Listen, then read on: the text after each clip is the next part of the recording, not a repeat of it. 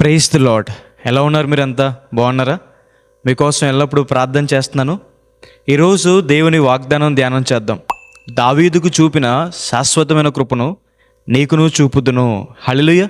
దేవుడు దావీదు గారికి శాశ్వతమైన కృపను చూపించారు. గొర్రెల కాపరిగా ఉన్న దావీదుని ఇశ్రాయేలుని పరిపాలించే రాజుగా దేవుడు చేశారు. సౌలు నుంచి, అబ్షలోము నుంచి దేవుడు దావీదుని కాపాడారు. దావీదు గారు ఎప్పుడైతే దేవుని మందిరాన్ని కట్టాలనుకున్నారో దేవుడు దావీదు గారికి వాగ్దానం చేశారు, నీ సంతానము తరతరాలు సింహాసనం మీద ఉంటుంది అని. దావీదు కృప చూపించిన దేవుడే మన పట్ల కూడా కృప చూపిస్తాడని. ఎవరైతే దేవుని మాటకు లోపడతారో, ఎవరైతే దేవునికి విధేయత చూపిస్తారో, దేవుని యందు భయభక్తులు కలిగి ఉంటారో, దేవునికి ఏ పక్షపాతము లేదు, ఆయన మన మీద కూడా కృప చూపిస్తారు. భూమి అంతటి మీదకి వచ్చిన జలప్రలయంలో దేవుడు నోవాహు కుటుంబాన్ని మాత్రమే కాపాడడానికి కారణం ఏంటి?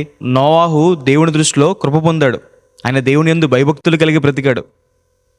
క్రీస్తు ప్రభువారు ఈ లోకానికి రావడానికి మరియమ్మ గారిని మాత్రమే ఎన్నుకోవడానికి కారణం ఏంటి?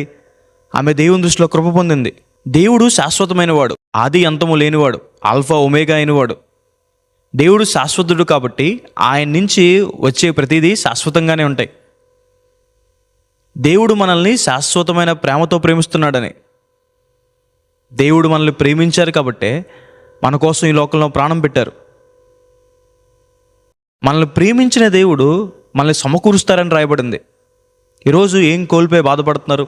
సమాధానం కోల్పోయి, ఆరోగ్యం కోల్పోయి, సంపద కోల్పోయి, దేవునితో సహవాసం కోల్పోయి, ఏం కోల్పోయి మీరు బాధపడుతున్నారు? దేవుడు అన్ని విషయాల్లో మిమ్మల్ని సమకూరుస్తారని. మనల్ని ప్రేమించిన దేవుడు శాపాన్ని ఆశీర్వాదకరంగా మారుస్తారు, కీడుని మేలుగా మారుస్తారు, అవమానాన్ని ఘనతగా మారుస్తారు, దుఃఖాన్ని తీసివేసి సంతోషాన్ని మనకు అనుగ్రహిస్తారు. దేవుడు మనల్ని శాశ్వతంగా స్థిరపరుస్తారని రాయబడింది. దేవుడు మీకు స్థిరమైన ఉద్యోగాన్ని ఇస్తారు, స్థిరమైన ఇంటిని మీకు ఇస్తారు, స్థిరమైన మనస్సును, స్థిరమైన బుద్ధిని దేవుడు మీకు దయచేస్తారు, స్థిరమైన ఆరోగ్యాన్ని మీకు దయచేస్తారు. అన్ని విషయాల్లో దేవుడు మనల్ని స్థిరపరుస్తారు. లోకము జిగటగల దొంగ ఊబి, లోకం మనల్ని పడేస్తుందేమో కానీ దేవుడు మనల్ని స్థిరపరుస్తారు, మన జీవితాన్ని కడతారు. అతని నీళ్లు అతనికి శాశ్వతంగా ఉండును అని రాయబడింది. అంటే అర్థం ఏంటంటే దేవుడు మనకి సమృద్ధి ఇవ్వడం మాత్రమే కాదు, ఆ సమృద్ధి శాశ్వత కాలం ఉంచుతాడు అని. దేవుని మహిమైశ్వర్యం చెప్పున మీ ప్రతి అవసరము తీర్చబడుతుంది. 20 లక్షల మంది ఇశ్రాయేలు ప్రజలకి సముద్రం సమృద్ధిగా నీళ్ళిచ్చిన దేవుడు, ఉదయము సాయంకాలము మన్నాను కురిపించిన దేవుడు మన జీవితంలో కూడా మన అవసరాలు తీరుస్తాడని. ఆయన యందు విశ్వాసం ఉంచండి. దేవుని మాటకు లోబడేవారు, దేవునికి విధేయత చూపించేవారు, ఆయన యందు భయభక్తులు కలిగిన వారు దేవుని నుంచి శాశ్వతమైన కృపను, శాశ్వతమైన ఆశీర్వాదాలని పొందుకుంటారు అని. హల్లెలూయా.